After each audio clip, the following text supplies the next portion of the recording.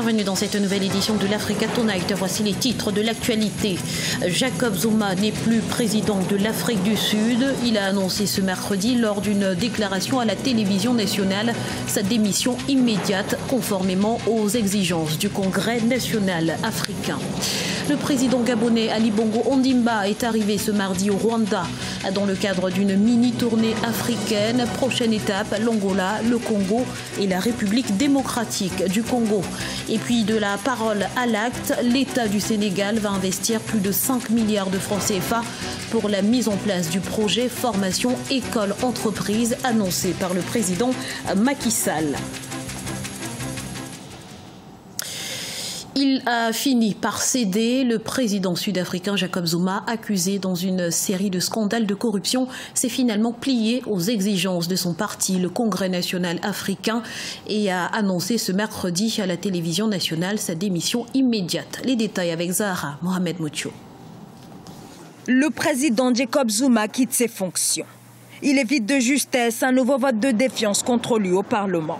Contesté, empêtré dans les scandales de corruption et lâché par son parti, le président Jacob Zuma renonce à la présidence qu'il occupait depuis 2009. Une démission qu'il a lui-même annoncée ce mercredi soir lors d'une allocution en direct à la télévision. And also, the ANC should never be divided. Mon nom ne sera pas la cause des divisions de l'ANC. Je viens donc de prendre la décision de renoncer à ma fonction de président de la République avec effet immédiat. Après des semaines de tractations et de réunions, tout s'est précipité ce lundi à l'issue d'une réunion marathon où le conseil exécutif de l'ANC, son parti, a ordonné au président Jacob Zuma de démissionner alors que son mandat prend fin en 2019. Une démission capitale pour l'ANC qui tente de redorer son image écornée par les luttes intestines et par les frasques du chef de l'État fragilisé par les accusations de corruption. Entre 2014 et 2016, l'ANC a perdu 16 millions d'électeurs. Et pour les ténors du parti, le départ du président Jacob Zuma pourrait permettre d'éviter la débâcle aux prochaines élections. Il était le seul à être dans cet aveuglement, à ne pas voir effectivement qu'il était dans l'erreur et qu'il souillait au fond la réputation de l'Afrique du Sud.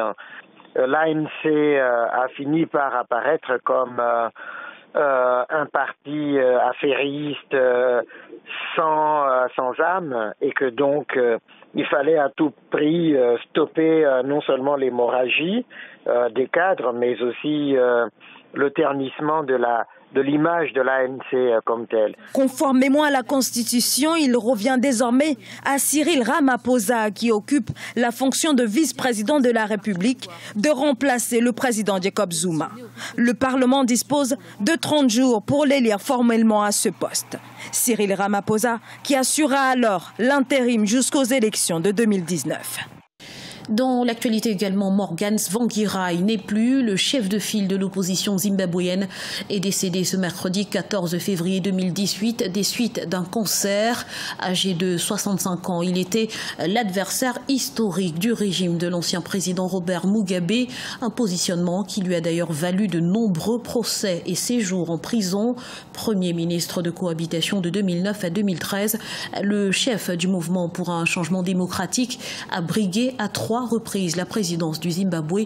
Il prévoyait une dernière tentative cette année contre le président par intérim Emmerson Mnangagwa, qui a succédé à Robert Mugabe après sa démission en novembre 2017. Le président gabonais Ali Bongo Ondimba a entamé ce mardi 13 février 2018 une mini-tournée dans les pays membres de la communauté économique des États de l'Afrique centrale. Première étape, le Rwanda, où il a abordé avec le président Paul Kagame le défi sécuritaire, mais aussi et surtout les réformes nécessaires pour une sous-région plus dynamique. Voyez ce reportage de Fraternunda Kiayisenga, notre correspondant à Kigali. Le président rwandais Paul Kagame a accueilli ce 13 février son homologue gabonais Ali Bongo Ondimba pour une visite officielle d'une journée. Plusieurs sujets étaient au menu, notamment les réformes qui se préparent au sein de la communauté économique des États de l'Afrique centrale. Le président gabonais assure également la présidence de cette communauté que le Rwanda a réintégrée en 2015 après 8 ans de retrait.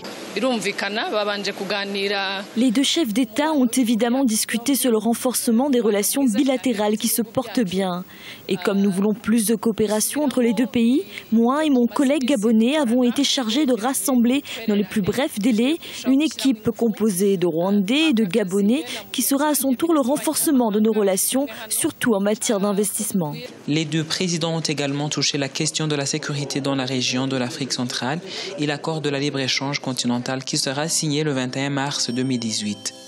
À la veille de quelques échéances, notamment d'un prochain sommet de la communauté économique des États d'Afrique centrale sur les questions de paix et de sécurité, les deux chefs d'État ont échangé là-dessus, mais aussi à la veille des échéances continentales qui vont commencer par une série de réunions ministérielles, mais aussi le sommet de l'Union africaine qui va se tenir en juin prochain.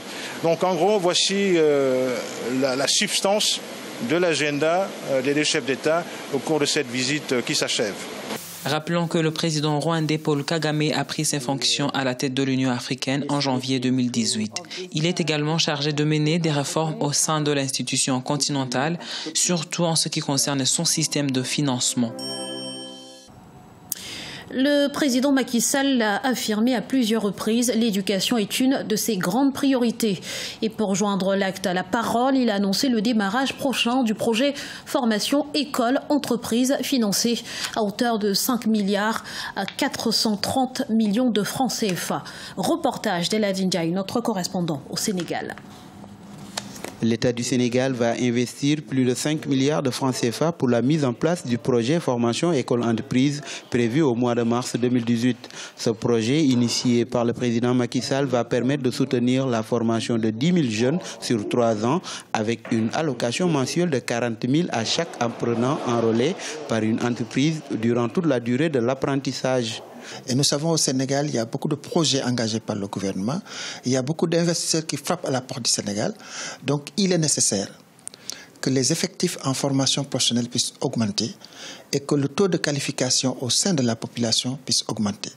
Donc, nous avons reçu cette instruction du chef de l'État d'orienter plus de 30% des sortants du cycle fondamental vers la formation professionnelle.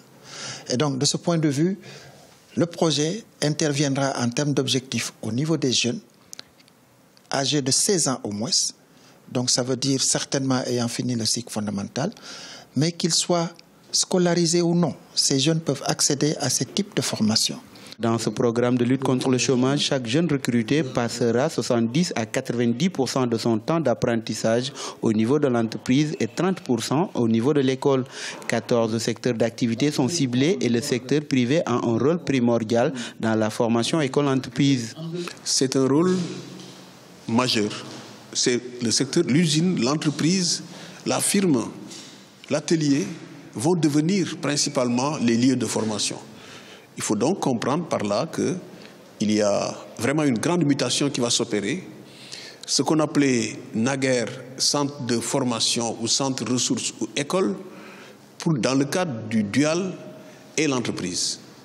C'est l'entreprise qui doit donc mesurer ses responsabilités et son rôle. L'entreprise formatrice, naturellement, elle gagne aussi en installation de compétences adaptées à son mode de production. La formation école-entreprise va aider les jeunes dans la quête de la qualification et encourager l'entrepreneuriat, mais aussi lutter contre le chômage. La situation du chômage et du sous-emploi reste préoccupante au Sénégal, avec un taux de chômage estimé à 12,9%. Les jeunes sont la couche la plus touchée et la plus exposée à ce fléau. Dans le reste de l'actualité, c'est la voix charismatique et pleine de charme du label Bomaye Music, celui qui a donné de l'ampleur au titre Himalaya ou à Amina de son ancien groupe Banassé 4. Après le succès de son single Aveuglé paru en 2016, celui qu'on décrit comme un phénomène africain a sorti son premier album intitulé De la haine à l'amour. Vous l'aurez compris, il s'agit de Hiro qui est avec nous sur ce plateau pour en parler. Bonsoir. Bonsoir. Et bienvenue sur Africa 24. Merci beaucoup. Alors, Votre premier album solo est dans les bacs depuis le 1er décembre 2017. De la haine à l'amour. Pourquoi avoir choisi de l'intituler ainsi? De la haine à l'amour, c'est un état d'esprit. On va dire c'est une philosophie. Avec ta haine, avec ta hargne et ton courage, tu peux atteindre tout ce que tu aimes faire dans la vie. C'est-à-dire la musique, rendre heureux tes proches. Et puis voilà, donc... Et c'est aussi une autre philosophie de vie dans laquelle le pardon, l'acceptation de l'autre, c'est très importante. Et comment définiriez-vous les couleurs de cet album? Quelles sont les influences qu'on peut y retrouver? C'est de la musique afro-urbaine, un mélange de musique africaine et de musique urbaine, on va dire rap, R&B. Et voilà, ça me représente clairement parce que moi je suis né et grandi en France, mais j'ai grandi avec ma culture africaine. Donc j'ai essayé de faire un mélange de mes deux côtés en fait. Il y a d'ailleurs pas mal de featuring finalement dans cet album qui apportent de la diversité. Totalement, il y a Sidiki Diabaté, Akio Black, il y a Youssoufa, Koffi Olomide. Donc voilà. Alors Hiro, certains disent depuis la sortie de cet album que vous êtes beaucoup plus fort seul qu'en groupe. Est-ce que c'est également votre ressenti? Est-ce que vous vous sentez aujourd'hui beaucoup plus fort qu'à l'époque de Bana C4? J'irai pas jusqu'à dire ça, mais avant le travail était, même si j'avais une partie, on va dire, peut-être plus importante, on va dire que le travail était partagé. Et chacun de mes frères avait un rôle, chacun de mes frères apportait quelque chose. Là, aujourd'hui, je me concentre vraiment sur moi. Peut-être pas plus fort, mais peut-être encore plus concentré encore et plus pointilleux sur des détails. Et peut-être l'occasion aussi de dévoiler toute l'étendue de votre potentiel finalement. Oui, totalement, parce que ça me permet de me livrer un peu plus. Là, je ne partage pas un titre avec 5 personnes ou autre. Là, c'est vraiment moi, je me livre un peu plus sur moi-même et voilà, je raconte un peu plus ma vie. Alors, vous allez vous produire le 1er mars 2018 sur la scène du Flow à Paris. À quoi doit s'attendre le public? Quels seront les temps forts de cet événement? Beaucoup de shows. Beaucoup d'invités et puis voilà ce que vous avez eu l'habitude de voir dans les concerts de Bana C4, de la danse, voilà, beaucoup de chants, du spectacle. Donc voilà, c'est une date à ne pas rater. D'ailleurs, je crois que c'est complet ou quasiment complet là, donc je suis très content et on va donner le maximum pour notre public.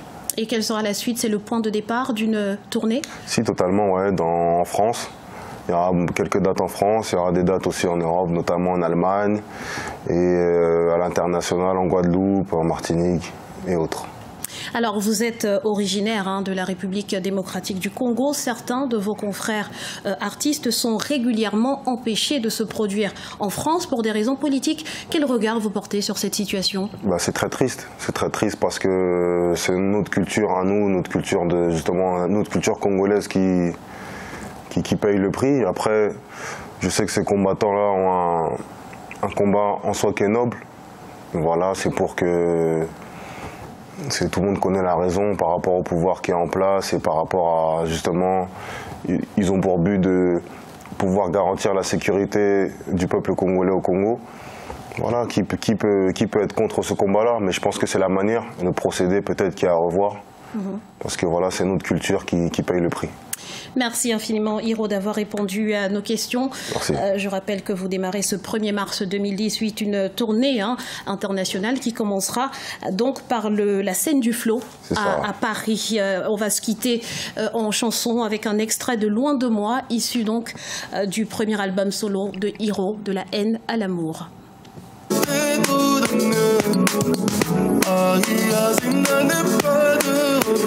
Dis-leur que tout est fini. Et maintenant je te laisserai faire ta vie. On ne peut plus aller plus loin. Nos familles ne feront jamais qu'un.